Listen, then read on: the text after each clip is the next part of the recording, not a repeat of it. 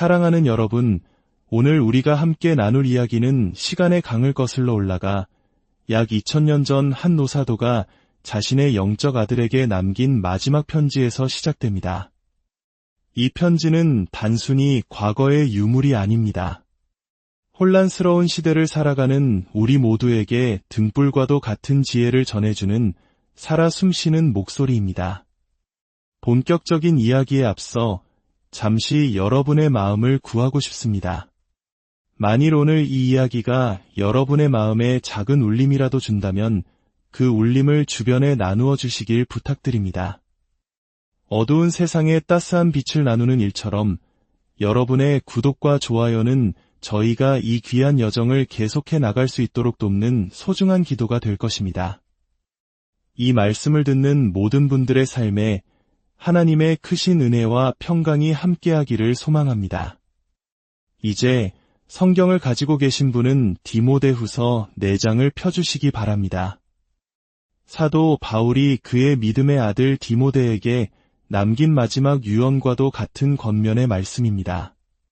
제가 읽어드리겠습니다. 하나님 앞과 살아있는 자와 죽은 자를 심판하실 그리스도 예수 앞에서 그가 나타나실 것과 그의 나라를 두고 엄히 명하노니 너는 말씀을 전파하라. 때를 얻든지 못 얻든지 항상 힘쓰라. 범사에 오래 참음과 가르침으로 경책하며 경계하며 권하라. 때가 이르리니 사람이 바른 교훈을 받지 아니하며 기가 가려워서 자기의 사욕을 따를 스승을 많이 두고 또 그 귀를 진리에서 돌이켜 허탄한 이야기를 따르리라. 그러나 너는 모든 일에 신중하여 고난을 받으며 전도자의 일을 하며 내 직무를 다하라. 전제와 같이 내가 벌써 부어지고 나의 떠날 시각이 가까웠도다. 나는 선한 싸움을 싸우고 나의 달려갈 길을 마치고 믿음을 지켰으니 이제 후로는 나를 위하여 이에 면류관이 예비되었으므로 주곧 유로우신 재판장이 그날에 내게 주실 것이며 내게만 아니라 주의 나타나심을 사모하는 모든 자에게도니라. 너는 어서 속히 내게로 오라. 데마는 이 세상을 사랑하여 나를 버리고 데살로니가로 갔고 그레스게는 갈라디아로 디도는 달마디아로 갔고 누가만 나와 함께 있느니라. 내가 올 때에 마가를 데리고 오라. 그가 나의 일에 유익하니라. 두기고는 에베소로 보내었노라. 내가 올 때에 내가 들어와 가보의 집에 둔 겉옷을 가지고 오고 또 책은 특별히 가죽 종이에 쓴 것을 가져오라. 구리 세공업자 알렉산더가 내게 해를 많이 입혔음에 주께서 그 행한 대로 그에게 갚으시리니 너도 그를 주의하라. 그가 우리 말을 심히 대적하였느니라. 내가 처음 변명할 때에 나와 함께 한 자가 하나도 없고 다 나를 버렸으나 그들에게 허물을 돌리지 않기를 원하노라. 주께서 내 곁에 서서 나에게 힘을 주심은 나로 말미암아 선포된 말씀이 온전히 전파되어 모든 이방인이 듣게 하려 하심이니 내가 사자의 입에서 건짐을 받았느니라. 주께서 나를 모든 악한 일에서 건져내시고 또 그의 천국에 들어가도록 구원하시리니 그에게 영광이 세세무궁토록 있을지어다. 아멘. 브리스가와 아굴라와 및 오네시보로의 집에 문안하라. 에라스도는 고린도에 머물러 있고 드로비모는 병들어서 밀레도에 두었노니 너는 겨울 전에 어서 오라. 으블로와 부데와 리노와 글라우디아와 모든 형제가 다 내게 문안하느니라. 나는 주께서 내 심령에 함께 계시기를 바라노니 은혜가 너희와 함께 있을지어다. 이는 주님의 말씀입니다. 사도 바울이 이 편지를 쓰고 있는 배경은 어떠했을까요? 그는 지금 인생의 황혼기에 차가운 로마의 감옥에 갇혀 있습니다. 자신의 순교가 머지않았음을 직감하고 있죠. 그가 사랑하는 영적 아들 디모데에게 이 편지를 쓰는 이유는 단순히 안부를 묻기 위함이 아닙니다. 이것은 마치 지휘자가 오케스트라의 다음 지휘자에게 지휘봉을 넘겨주는 것과 같은 비장하고도 중요한 순간입니다. 당시 초대교회는 극심한 혼란에 휩싸여 있었습니다. 첫째는 도덕적 혼란입니다. 무엇이 옳고 그른지에 대한 기준이 흔들리고 있었습니다. 둘째는 교리적 혼란입니다. 자신이 무엇을 믿고 있는지, 그 믿음의 본질이 무엇인지에 대해 사람들이 확신을 잃어가고 있었습니다. 믿음이 흔들리니 당연히 어떻게 살아야 하는지에 대한 삶의 방향도 흐릿해질 수밖에 없었죠. 여러분, 이 이야기가 2000년 전의 낡은 이야기처럼 들리시나요? 그렇지 않을 겁니다. 도덕적, 교리적 혼란. 이는 21세기를 살아가는 우리에게도 너무나 익숙한 현실입니다. 오늘날 교회는 상대주의와 의심, 불확실성으로 가득 차 있습니다. 마치 사춘기 청소년처럼 스스로에 대한 확신 없이 세상의 눈치를 보며 부끄러워하는 모습을 보일 때도 있습니다. 강단에서 선포되는 메시지가 불분명한 나팔 소리처럼 들릴 때 성도들은 혼란 속에서 무엇을 위해 싸워야 하는지, 아니 싸워야 할 전쟁이 있기는 한 것인지조차 알 수 없게 됩니다. 이러한 현상은 새로운 것이 아닙니다. 19세기 영국의 위대한 설교가였던 J.C. 라일 주교는 당대의 설교에 대해 이렇게 한탄했습니다. 현대의 수많은 설교는 안개가 낀 것처럼 희미하고 주저하며 소심하고 의심으로 가득 차 있다. 설교자 자신조차 무엇을 믿는지 모르는 것 같다. 라고 말입니다. 하지만 절망할 필요는 없습니다. 라일 주교는 또한 이렇게 말했습니다.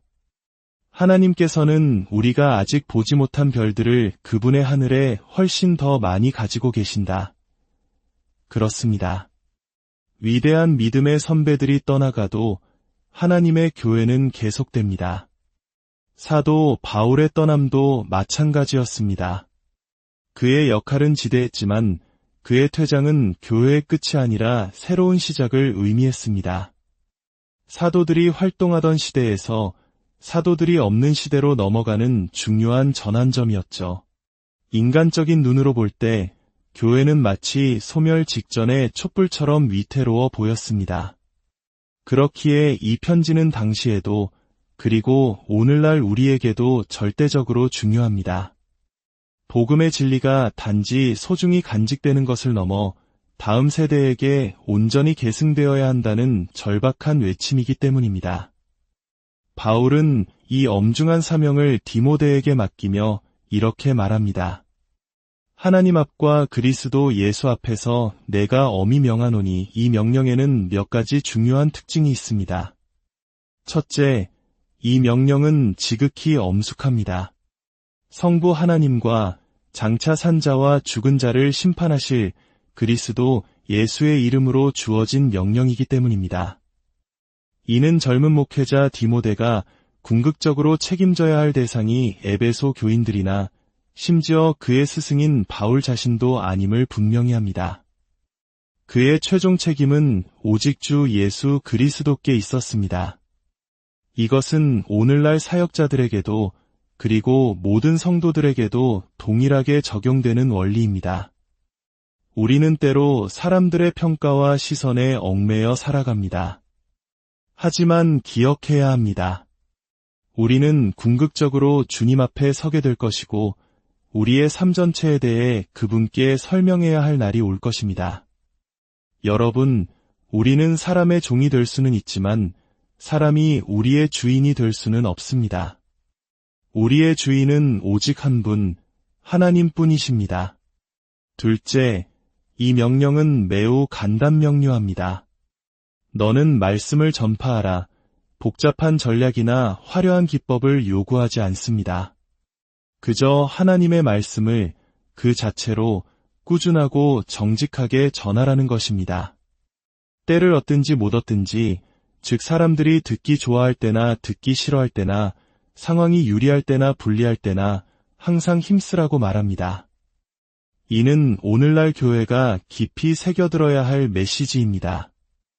교회의 본질은 화려한 찬양이나 감동적인 프로그램에 있는 것이 아닙니다. 그것들은 중요하지만 핵심은 아닙니다. 교회의 기초는 흔들리지 않는 반석은 바로 하나님의 말씀에 대한 체계적이고 꾸준한 선포와 가르침입니다.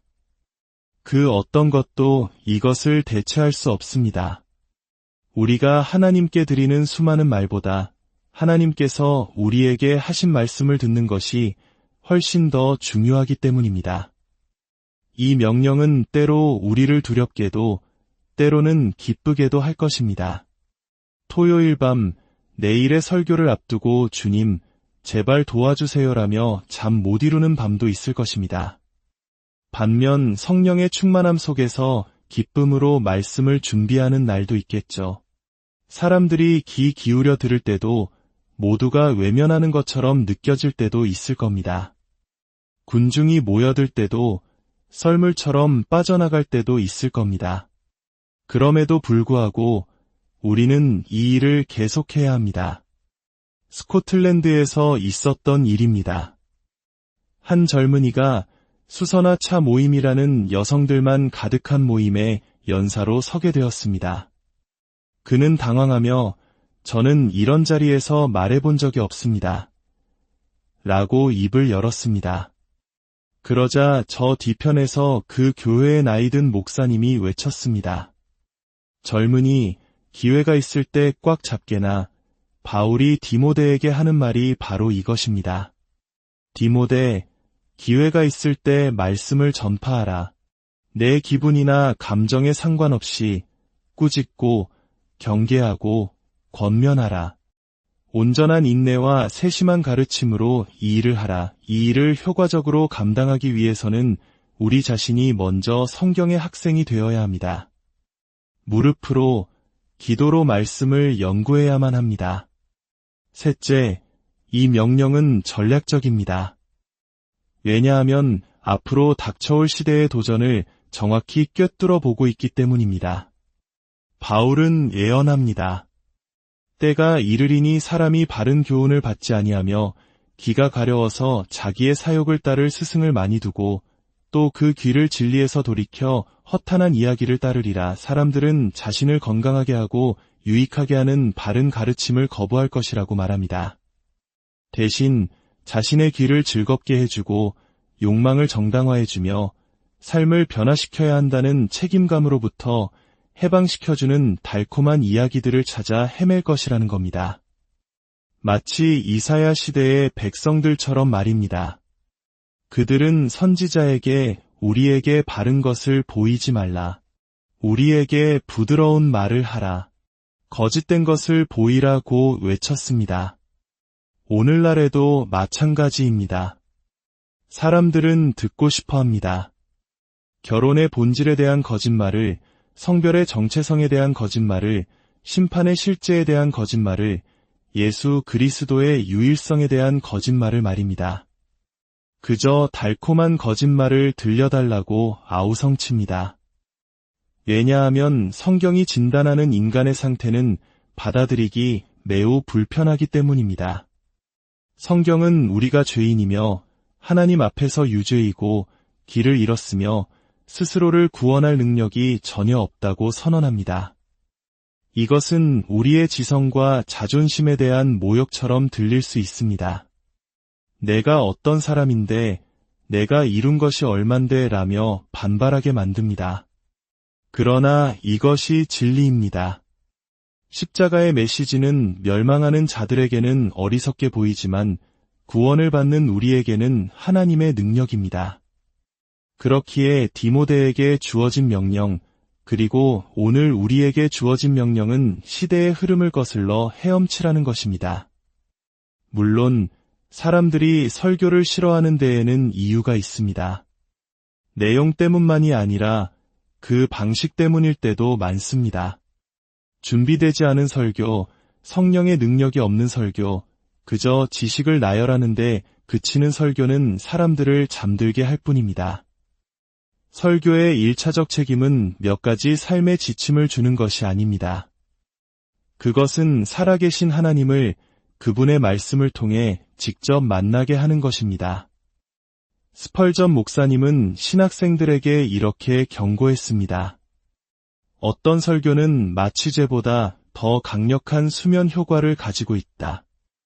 만약 어떤 설교자들이 자기 자신의 설교를 듣는 형벌을 받는다면 그것은 위로운 심판일 것이며 그들은 곧 내 형벌이 너무 무거워 견딜 수 없나이다라고 외칠 것이다. 그렇다면 이 혼란스러운 세상 속에서 이 엄중한 사명을 어떻게 감당해야 할까요? 바울은 5절에서 4가지 구체적인 지침을 줍니다.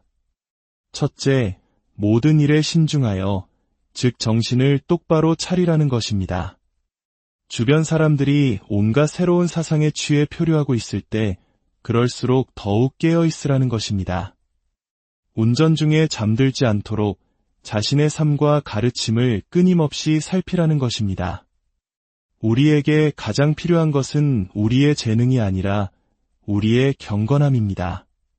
둘째, 고난을 받으라는 것입니다. 이것은 많은 이들이 피하고 싶어 하는 말입니다. 하지만 바울은 고난이 이 길의 일부라고 분명히 말합니다. 진리의 말씀을 따르는 데에는 대가가 따릅니다. 육체적, 정신적, 감정적 고통이 있을 수 있습니다. 악한 자들의 비난과 모함을 견뎌내야 합니다. 구약의 느헤미야처럼 말입니다. 적들이 그를 넘어뜨리려고 내려와서 우리와 만나자고 4번이나 유혹했지만 그는 내가 지금 큰 역사를 하니 내려가지 못하겠노라고 답했습니다. 심지어 그들이 내가 왕이 되려고 성벽을 건축한다는 거짓 편지를 보냈을 때 느헤미야는 담대하게 응수했습니다. 내가 말한 바 이런 일은 없는 일이여 내 마음에서 지어낸 것이라. 때로는 우리에게도 이런 담대함이 필요합니다. 셋째, 전도자의 일을 하라는 것입니다. 이는 단순히 직업적인 전도사가 되라는 뜻이 아닙니다.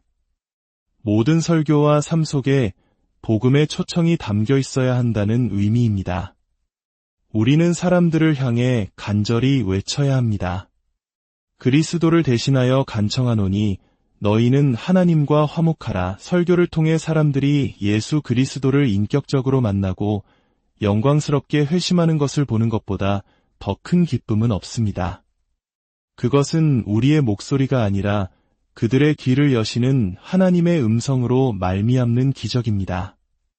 넷째, 내 직무를 다하라는 것입니다. 의무나 직무라는 단어는 오늘날 인기가 없습니다.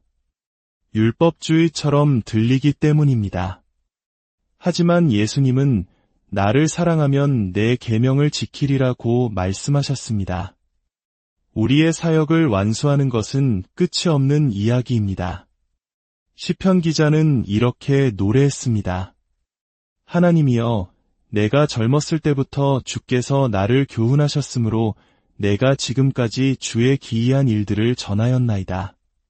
하나님이여, 내가 늙어 백발이 될 때에도 나를 버리지 마시며 내가 주의 힘을 후대에 전하고 주의 능력을 장래의 모든 사람에게 전하기까지 나를 버리지 마소서. 영국의 찰스 시므온 목사님은 60세의 은퇴를 생각하며 낙심에 빠져 있었습니다.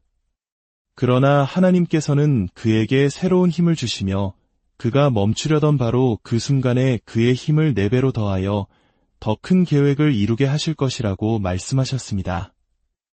그는 그 후 17년간 더 열정적으로 설교하다가 세상을 떠났습니다. 여러분, 결승선 테이프를 끝까지 통과하며 달려야 합니다.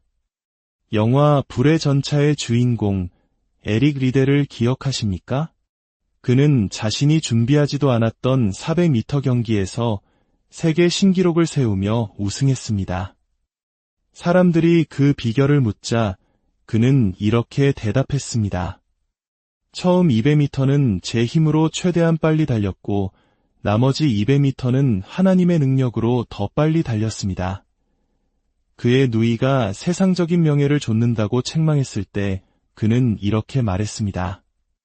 하나님은 저를 그분의 목적을 위해 만드셨지만 또한 저를 빠르게 만드셨습니다. 그리고 제가 달릴 때 저는 그분의 기쁨을 느낍니다. 선교지인 중국으로 떠나기 전 에든버러 기차역에 모인 수많은 군중을 향해 그는 창밖으로 이렇게 외쳤습니다. 세상을 위해 그리스도를. 세상은 그리스도를 필요로 합니다. 그리고 그는 사람들과 함께 찬송가를 불렀습니다. 주 예수 다스리시는 곳은 해가 뜨고 지는 데까지 그의 왕국은 해변에서 해변으로 뻗어나가리라. 바울의 편지 마지막 부분에는 수많은 이름이 등장합니다. 디모데, 누가, 마가, 그리고 우리에게는 생소한 으블로, 부데, 리노, 글라우디아, 그리고 마지막으로 모든 형제자매들. 바로 이 마지막 이름 속에 오늘 이 말씀을 듣고 있는 우리 모두가 포함되어 있습니다. 우리는 위대한 믿음의 계보를 이어가는 하나님의 가족입니다.